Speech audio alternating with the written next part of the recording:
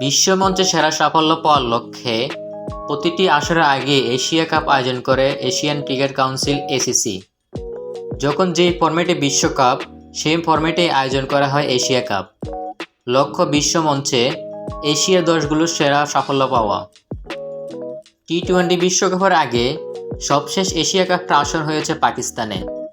এবার বাংলাদেশও হতে যাচ্ছে এশিয়া কাপের আয়োজক। আগামী 2027 বিশ্বকাপের আগে এশিয়া কাপের আয়োজক হিসাবে বাংলাদেশের নাম ঘোষণা করেছে এসিসি। এর আগে সবশেষ 2016 সালে এশিয়া কাপের আসর বসেছিল বাংলাদেশের মাটিতে। সেই হিসাবে 11 বছর পর ষষ্ঠবারের মতো এশিয়া কাপের আয়োজক হতে যাচ্ছে বাংলাদেশ। অবশ্যই এর আগে 2025 এশিয়া কাপের আয়োজক হবে ভারত। বিশ্বকাপ বিবেচনায় সেই আসরটি হবে টি-20 ফরম্যাটে। আসর দুটি সামনে রেখে এর মধ্যে স্পন্সরশিপের জন্য বিজ্ঞপ্তি প্রকাশ করেছে এসিসি। 2027 সালে বাংলাদেশের মাটিতে হতে যাওয়া আসরটি হবে ওয়ানডে ফরম্যাটে, কেননা সেই বছরে ওয়ানডে ফরম্যাটের বিশ্বকাপ আয়োজন করবে দক্ষিণ আফ্রিকা, জিম্বাবুয়ে ও নামিবিয়া।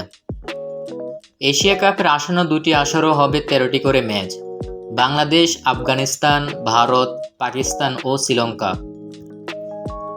এশিয়ার এই 5 দেশের সঙ্গে যুক্ত হবে বাছাই পর্বে পেরিয়ে আসা একটি দল।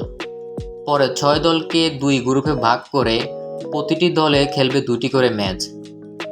এরপর 2 গ্রুপের সেরা 2 দল নিয়ে রাউন্ড রবিন পদ্ধতিতে অনুষ্ঠিত হবে সুপার 4। 2 ধাপে 6টি করে মোট 12টি ম্যাচ অনুষ্ঠিত হওয়ার পর সুপার 4-এর সেরা 2 দল নিয়ে অনুষ্ঠিত হবে ফাইনাল। এরকম নতুন নতুন ভিডিও পেতে আমাদের সঙ্গে থাকুন। ধন্যবাদ।